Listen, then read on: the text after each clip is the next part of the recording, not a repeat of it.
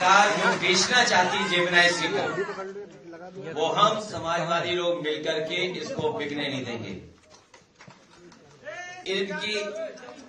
इन्होंने जो दुर्दशा की है, जयप्रकाश जी देश के उन नेताओं में हैं जिन्होंने सामाजिक परिवर्तन के लिए, राजनीतिक परिवर्तन लाने के लिए, समाजवादी आंदोलन को आगे बढ़ाने के लिए पूरा अपना जीवन न्यौछावर कर दिया।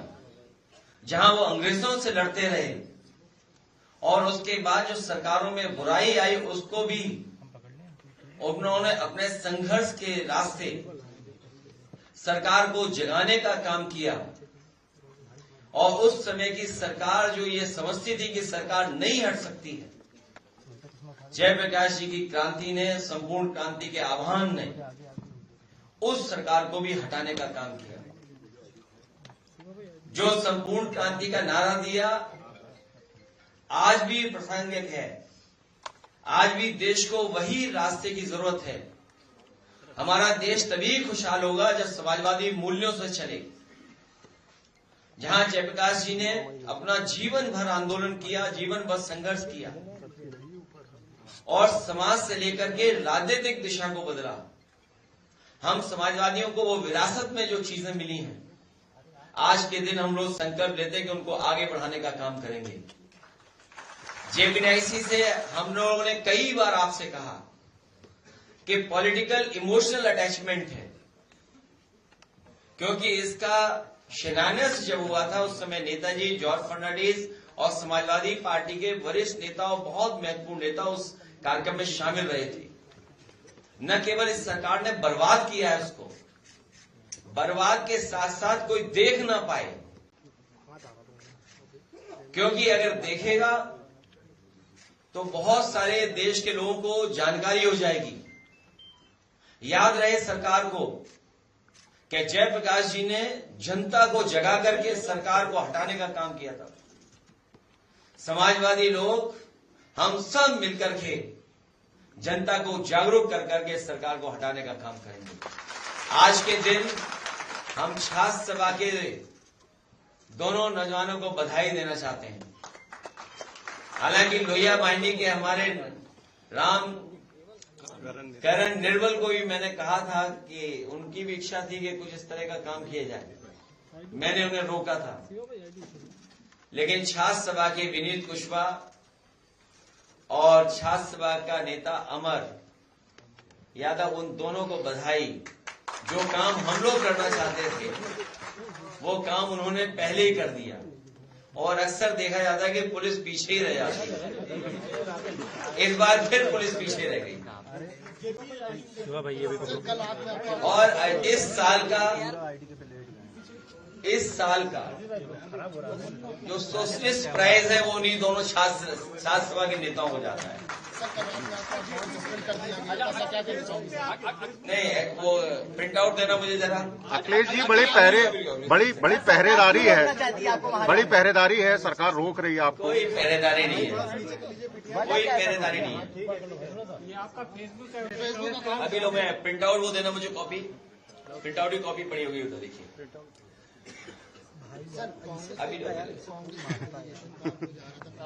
अभी रुक जाओ।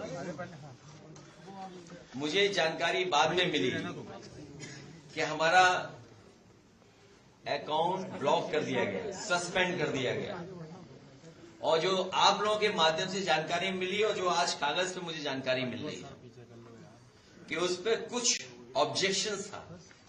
और जो ऑब्जेक्शंस ये दिए गए कि adult sexual exploitation and violence की शिकायत है।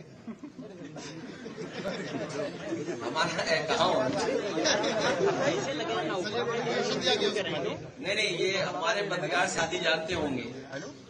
अनऑफिशियल भी ये बात आपको कही गई थी कि अनऑफिशियली भी आप लोगों को, मुझे लगता कि विभागों से जानकारी मिली थी। ये जो आपके चेहरे पे मुस्कुराहट ये बता रही है कि आपको पहले ही पता था कि एडल्ट सेक्सुअल एक्सप्लॉयटेशन वायलेंस। तो मैंने जानना चाहा, जब मुझे पूरी रिपोर्ट मिली, उस रिपोर्ट में जो पोस्ट हुए हैं,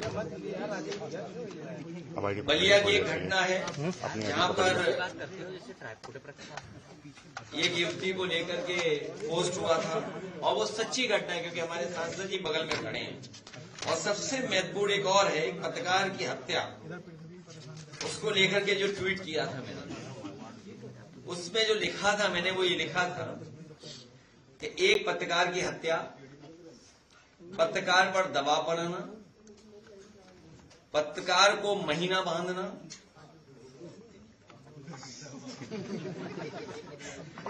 पत्रकारों पर एफआईआर कराना, पत्रकारों को निर्वस्त्र करके मारना, और ये आप जानते हो किस जिले की घटना है।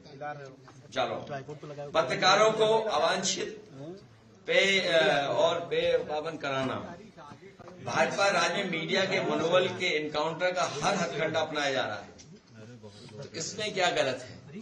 लेकिन ये बात हम लोगों को समझ में आ गई है, समाजवादियों को, कि जितना हम लोग जमीन पर काम करेंगे उतनी लड़ाई हम लोगों की लड़ाई हमारी कामयाब होगी।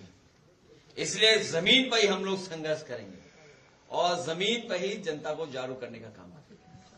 अखिलेश जी, जयप्रकाश नारायण जी जाने जाते थे उस वक्त की जो सरकार थी कांग्रेस की, उसको उखाड़ने का उन्होंने, और आज आप किसी कांग्रेस के साथ हैं, तो आपको लगता है कोई सैद्धांतिक कहीं आपके लिए मुश्किल की स्थिति है? हमारा सिद्धांत नहीं बदला है, सिद्धांत कभी नहीं बदलता है, और जिन कारणों को लेकर के जेपी को उस उम्र में बीमारी के हालात में भी उन्हें जनता के बीच आना पड़ा और नौजवानों की बात को रखना पड़ा और आह्वान किया संपूर्ण क्रांति का।